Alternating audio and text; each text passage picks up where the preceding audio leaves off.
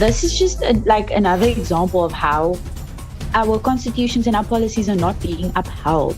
And that is why it is important that these discussions and these conversations take place so that children can become aware that you are not supposed to experience this. And if you do, Sanbonani Dumelang, hello and welcome to another episode of In Conversation with Portia, the African Echo. Today we are talking about something very important, the children's rights and democracy.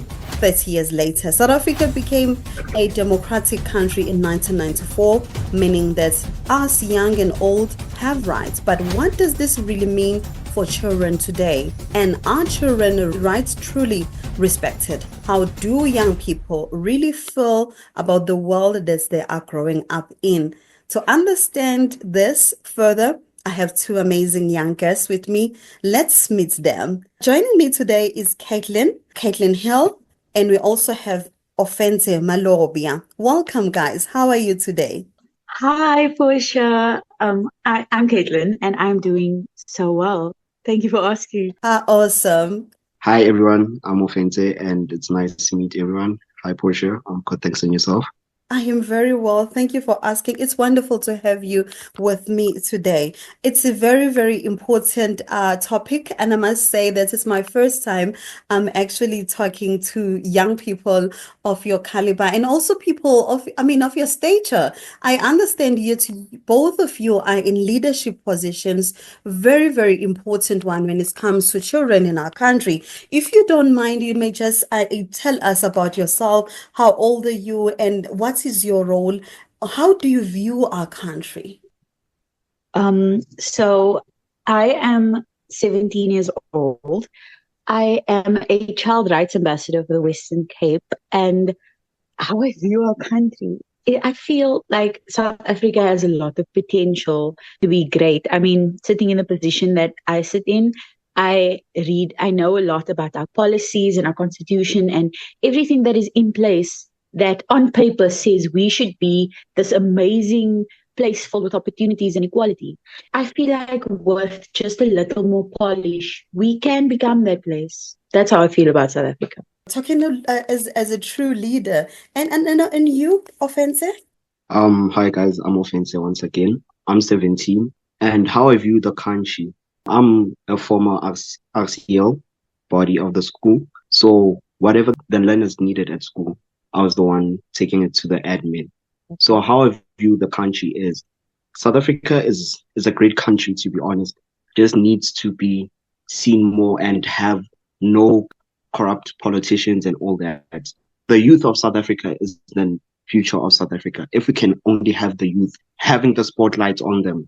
And let me just say this on record. One day I want to be near, in Parliament, there's chairs next to the president when one of you is a president, and I'm invited when I'm an old gogo by then, and just sitting there and cheering on because I know that we will be led by really wonderful young people, by both of you. We normally hear the words democracy and we hear a lot about children's rights. But what do these words mean to you as a young person? And I'm referring this because I have a 9-year-old daughter that I really want to instill on her the values and the rights that she has. But not only that, and she also has to understand what it means to say, I am a South African. Offense, do you want to take this one first? Okay, I'll take it.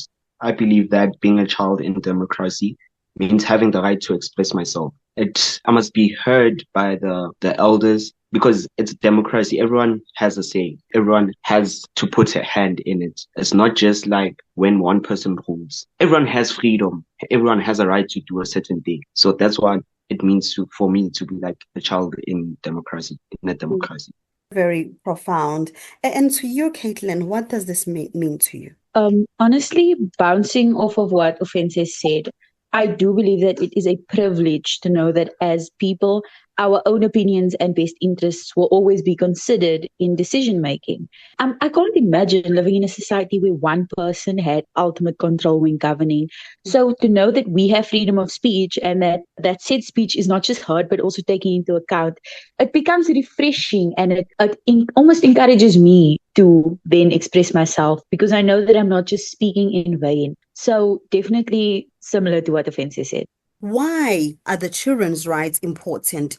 And do you feel that adults take the rights of children seriously? Children, let me start with children. Children are the foundation of the future. If Mm, we don't protect and empower them, society suffers. So I'd say children's rights are very important because without the children, there's no future. Because the children are the leaders of tomorrow.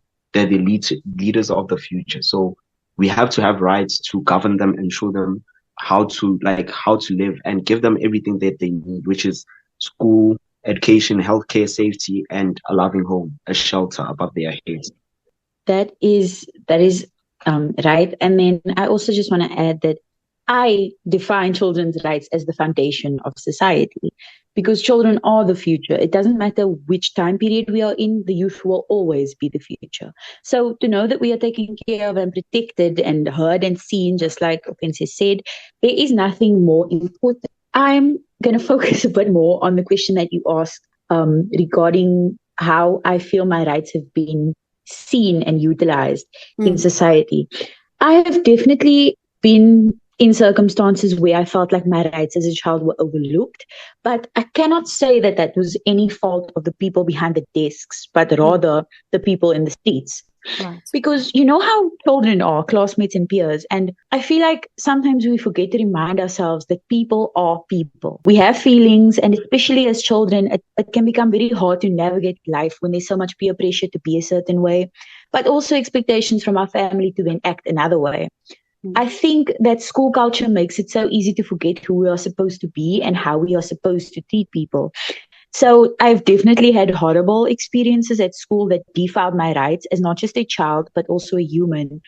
mm, And all that I could really do was educate them. mm. And that is why I'm in this space because I know a lot of children suffer in silence with no voice. And it becomes very easy to want to drown in that sadness.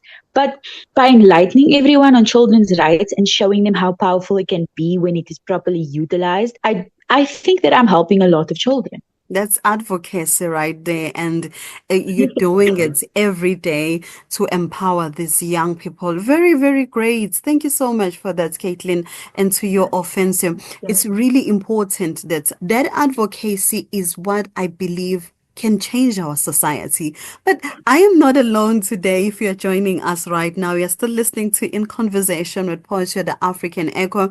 We are talking to two most amazing young people that I've met in my life. I have Caitlin and I have Ofente. These are the future leaders, and these are really, really brilliant young people. They're telling us further about the rights of young people in South Africa. And now we're talking 30 years later. You know, when democracy arrived, Caitlin, I was what? I was 6. I was 6 years old. Because now we are your mothers and your grandmothers. We need to have you that are going to lead us further. But we can't do that when we have not done enough for you. Now, have you ever, you have already answered this one, Caitlin, but let me move to offense. Have you ever felt like your rights were definitely not respected? And maybe a time when the elders really didn't listen to you or made you feel safe, which is one of the things that you also mentioned in your greeting. Yes, I feel like my rights were violated at some point because I remember when I faced racism Hmm, at a school that I used to go to. Um, I faced racism to the point that I was kicked out of the school. So hmm. they did not just be racist to me, but they left me without a school. And when I asked for a transfer, they said no because I'm black. I'm not gonna get it in that school. How did you manage that? Because this really sounds very brutal. Honestly, it was a moment where I had a hero to zero moment because I was in my family, I was the only kid going to a private school Hmm, in the whole family. So it was also disappointing to my parents because I went on a scholarship. hmm, So it was disappointing to my parents. I came back and now I have to go to a public school. And honestly, I got bullied after that. People would call me a white slave, stuff like that. hmm. calling me names. So after that, I got a bit bullied until I started building myself up again.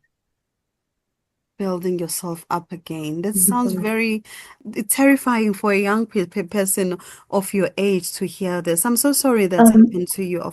in the beginning, I told you how South Africa has the potential to be so great, and we have the policies and the constitutions that Mm, are recognized by the world as some of the greatest. mm, But I mean, he was discriminated against yeah. wrongfully. And our constitution has methods in place for when this happens because it's not supposed to happen. Mm, So this is just like another example of how our constitutions and our policies are not being upheld.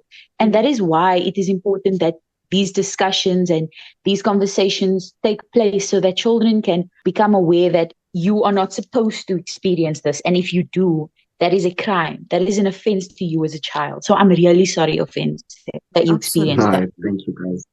No, man, that it shouldn't have happened. I'm sorry about that offensive, but I'm glad you said something like you picked yourself up. That is what we do, but we shouldn't pick up ourselves up because somebody did something to us that have let us down. That should not happen, especially 30 years later when we say we want our kids and we should all be treated the same in our country equally for that matter.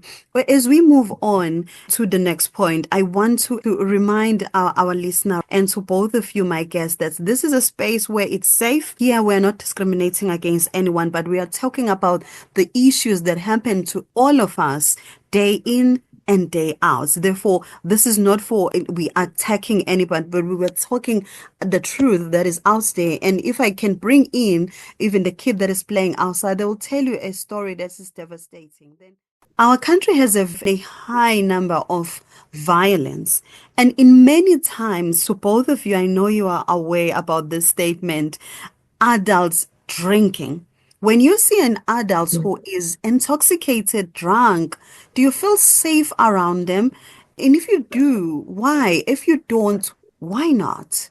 Offensive? Okay, I'll start. I'd say I'd feel not safe because also people do things that we should not be seeing when they're drunk or intoxicated. And that person is on cloud nine, as we say it as the youth. So we don't be, what makes you believe that you're safe? Because this person can do anything that's dangerous or harmless because they're not in the same state of mind, if I'm making sense. Mm, mm. Yes, you are. Absolutely. Yes, you are. Yeah. Yeah. So I feel like I wouldn't feel safe. Right. And to you, Caitlin? I would definitely feel unsafe because adults are meant to be our protectors, and the level-headed ones if anything should happen. So if they are in no state to then think clearly and protect us if we should become full risk to danger, then they become the danger. They become the hazard to our safety, and that's just. I don't think that adults should expose children to their behavior when they're intoxicated because it is by no means a reflection of the person that children should look up to. And as children, we all like to look up to our parents and our uncles and our grandparents. This is a very important point. You look up to the adults and they should make you feel safe. But then what do you think adults, elderly, as a offender puts politely in the beginning, should do to make children feel safe at home and especially in public places? I mean, if you're walking from the shop to your home, you should feel safe. And what should the elderly people then should do in I that feel like time? adults can be really hostile towards each other and they hold grudges. And so if you are a child and you are in an environment where your parent is a bit anxious and on edge, Mm, then you will immediately like latch onto their feelings and you will feel the same way. So it's definitely important to put those feelings aside when it comes to children and public safety. And it doesn't matter what my neighbor's mother did. The neighbor's child will be protected by my mother if need be. We have to understand that the point of community is unity, mm, and everyone is everyone's child. And if someone needs help and there's an adult, they should be willing and able to just help that child. I was about to talk about Ubuntu. Mm, Ubuti, when you grow up in a community, mm, not only your parents are like your parents, mm. everyone in the community is your parents. So I feel like every kid should be safe wherever they go. Because also in a community, everyone has a hand in making sure that you've grown. So children being protected. Am I still on? Oh, Yes, you are. Yes, children absolutely. should be always be protected because umntwana wakho, and your child is somebody else's child, if I'm making sense. You are making definite sense. And what you're saying, Ofente, is how we grew up. Mina, I remember umama wakamakhelwane, our neighbor, I had asthma when I was growing up. And then this one day it was pouring, like really raining. And here's me, an asthmatic child, playing in the rain because my parents were not Oh home. no. And she just came out, she took her belt and then she hit my in the my bottoms. I won't forget the day. She was like, "Do you want to die? You want to be sick?" And that night, I became sick because so that is the spirit that we grew up under, and it simply meant that she understands what my parents will go through and how much it will hurt Yeah. me as well. And then she only did what she thinks was best to take her belt and deal with me. Yeah,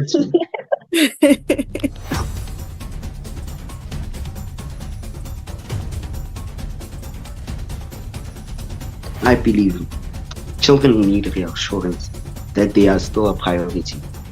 Right. Because my stepdad made sure that I feel his love and warmth Mm. as much as I'm his stepson. He gives me the love that he would give to his own son. I'd say also open communication. Now, you're still listening to In Conversation with Portia, the African Echo.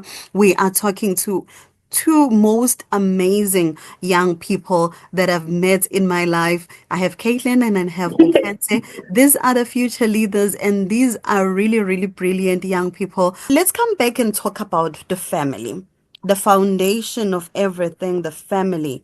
Yes. Families are what we know, are the people that grew us up. They gave a birth to us. They are our immediate people. They're our neighbors. But sometimes it happens that the parent, they divorce with the other or they never married. Say, Mm. I get married, Kathleen. Now you have a stepfather and is coming into this picture. What do you think children need to feel and how they should be included in these situations? Because they happen very much. Yes, they do. Personally, Portia, I grew up with a single mother, but in Mm, cases, most of my friends are living in those two-part families. mm, And what I've noticed is that they lack stability mm, because the back and forth between the parents, right? It can become a problem, and the children start to feel like they're visitors in their own home.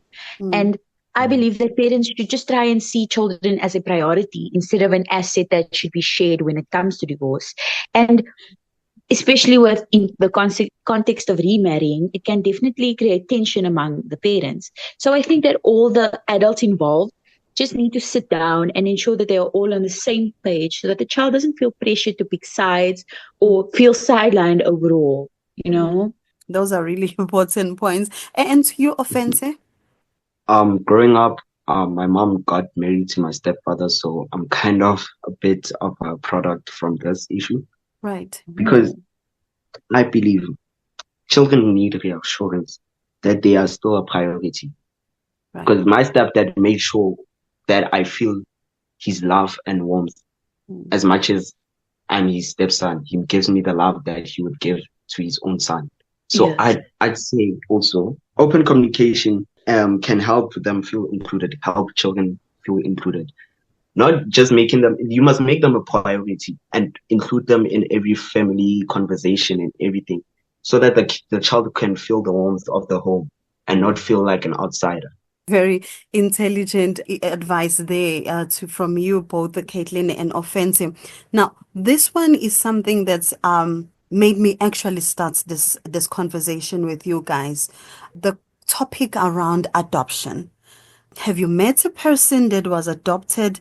And how do you think the children should be treated in these families? Because, yo, what I saw really hurt my feeling. Like it hurts me, is still thinking about it, even at night, what the child is going through. Are we doing enough for the adopted kids?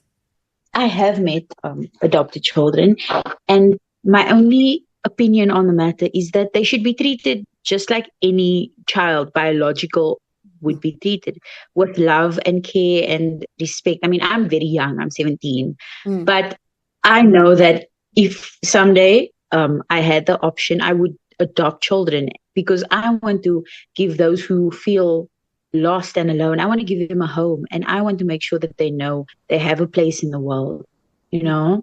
Mm. I've never actually met an adopted child, but one thing I can say about this is they should, I don't know how they could do this, but they should kind of be monitored because sometimes an abusive family can adopt a child Mm. and the Yeah. child doesn't know what he or she is going to go through. So maybe social workers that like monitor the child, that if the child is doing well, if the child is in a safe environment. As we just rapidly moving towards the conclusion of this conversation, which saddens me because I really, No. really want to talk more with both of you. But as I Yeah. said before, I want to see you both. One becomes the president. You have a power to change this country and make life better, especially for the children. What would you change? I Caitlin, I would change resource allocation. I know of too many schools and hospitals and just public institutions in general with enough resources to last through possibly a zombie apocalypse. But Mm. then there are others with barely enough resources to accommodate the daily needs. And it is a heartbreaking fact, but I am lucky enough to be in a space where I get to work towards this for my community and so many others in South Africa. I mean, no child should go to school hungry and there's no feeding scheme at school or walk to school with broken shoes. One of my teachers the other day said that a hungry child doesn't know where home is. Mm. And he explained that this is because home is where you find comfort and safety and warmth. But you can't find comfort, safety, and warmth if hunger is existing where you live. So, yes, I would definitely try and change resource allocation so that we can provide for every single child because it's heartbreaking to know that there are children with so much food and then there are children with wondering where their next meal is going to come from. Offensive? What would you change? Um, I'd make quality education and mentorship more accessible, especially for the kids and in underprivileged areas. Do you mind if I just comment on something that you said earlier, Yes, go Portia? So you said that one of us should be the president, and I would gladly want that to be offensive because ahead. I've been looking into, as you know, we're in grade 12, or Yeah, I'm in grade 12, and we are yeah. looking at applying to universities and what we want to study. Like everything Mhm. is getting more serious now. Yes, yes. So I was looking at early childhood development courses, but then my teacher at school said, no, you are not going to do early childhood development Mm. because you are not going to become a teacher, because you are going to be the minister of education, because you have so much potential to improve the systems and improve the way that our students learn and the resources that they receive. So Mm. you aren't going to sit here in a class and teach 50 children. You are going to sit in your own office and teach 50 million children or however many children live in South Africa. And that made me feel so like that inspired me, honestly, Mm. because as you know, we experience a lot of confusion now with Mm. career choices and there's a lot of Absolutely, pressure. yes. But Oh that just man. told me that whatever I decide to do will be the right thing. I mean, this is just spot on, and it's very powerful because I'm speaking to you. I'm just looking at back. Would I have done this if I was at your age? I would have been shy. I would have been under the bed or something. But here you are. You're speaking on behalf of the children of our country, and I hope that the adults are listening because this is a powerful message, and this is coming straight from the children. Thank you so much for your time, guys. And I promise that I'm going to tell you at the end as we wrap up. So one thing that happened to us, we were beaten in school. Like, in our local Mm. schools, Ofente, we see a Yes, shower, yes. you get beaten.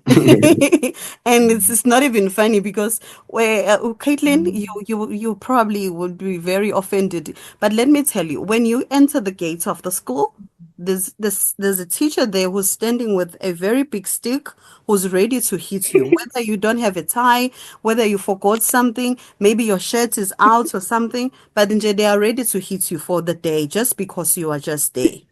Then you get to the class. When you get to the class, maths was really not my main important subject because our teacher Yeah. normally she will come in or she will never arrive. So when she arrives, then she is also carrying a stick. Now, believe me, I don't know this math she's talking about, but she's already carrying a stick. How am I supposed to listen to her? You can't concentrate on what you're actually supposed You're to learn. already You have to scared for your concentrate on the life. stick. Must just No, focus that the Ofente, stick doesn't come to you. no, You Ofente, it's easy for us to laugh because we didn't experience it. But I think if I had to fear the stick, I would have probably still been in grade 12, 15 years later. I am telling No. you. So I decided like my child will never go to my local school ever because I know what will happen. Yeah. So I am so glad. I am so blessed. I am beyond happy, not just because I have the podcast, but because I've spoken to two great young people, great minds, but really great and impactful minds from both of you. And thank you so much for your time. I don't even have words. Maybe in my language, in isiZulu ngizothi ngiyabonga kakhulu. And I hope with South Africa will actually they will listen to it and love this conversation and take this point as much as I've learned from both of you. Thank you for having Thank you us, for having Portia, us, Portia. honestly. And there you have it, South Africa. I have learned so much from both of you today. Caitlin and Ofente, thank you so much for sharing your thoughts today. And to everyone listening, remember, children are the future and the voices matter. Don't forget to subscribe to In Conversation with Portia, the African Echo, for more inspiring discussions. I'm Portia. I'll catch you next time. Stay safe and keep speaking up. Ngiyabonga, nisale kahle.